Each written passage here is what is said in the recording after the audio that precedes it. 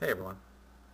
Today I wanted to share with you an interesting tale of a man who approached a Buddhist monk one day and asked, "O learned one, I seek enlightenment. How do I obtain it?" Well, the monk looked at the man and said, "Enlightenment will come to you when you desire it, for with our thoughts we create our world." Well, the man thought about that for a moment and said, But I do desire it. Why has it not come to me?" "Because you do not truly desire it," said the monk. You see, what the wise sage knew was that simply wishing or craving for something was not strong enough an intent to actually have it brought about.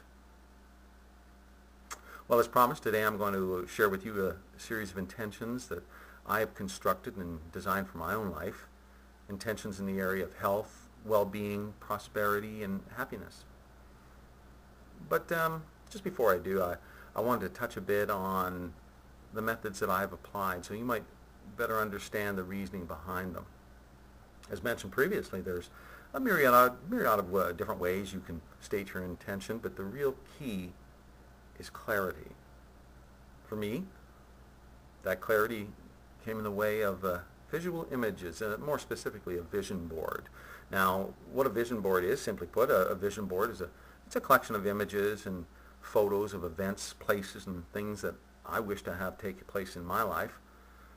Interspersed among these things are key statements or words that have meaning to you, or in this case, meaning to me. They help keep you focused and motivated.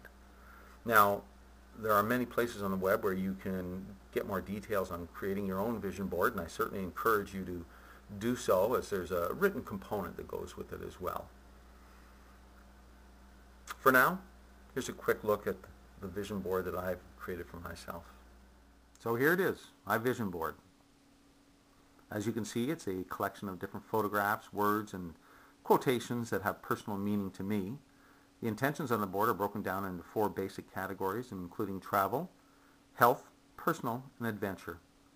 Looking around the board, you'll see places like the Big Sur in California, Peru's Machu Picchu, and China's Great Wall, places I want to get to over the next 4 to 5 years. Up on the top, there's a picture of some fruits and vegetables, indicative of the more vegan lifestyle that I'm incorporating into my life right now. Also along the side, Tai Chi, meditation, and Qigong, again indicating the more balanced life that I want to live.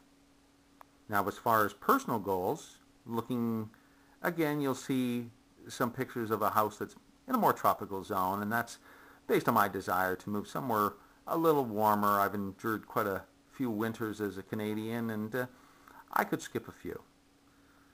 Also on here, you'll see down at the bottom a picture of some various people from around the world, and that indicates my desire to meet some new friends, some friends from around the world, to study their various cultures and their likes and dislikes, and that's important to me because I just absolutely love people.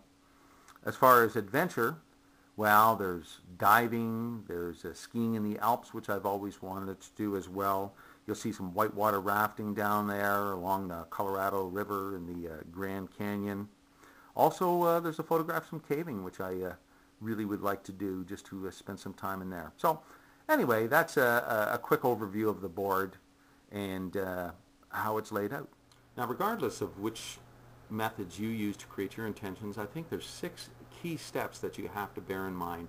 The first is to create a strong mental image, like these photographs behind me. Second is to make your image brighter and more colorful so they really come alive. Bring in some sound. Hear those seagulls or hear those waves crashing. Number 4, make a 3-dimensional image. So bring some depth into that picture so it really jumps off the page or in your mind. Then visualize it in your mind. That's the 5th step.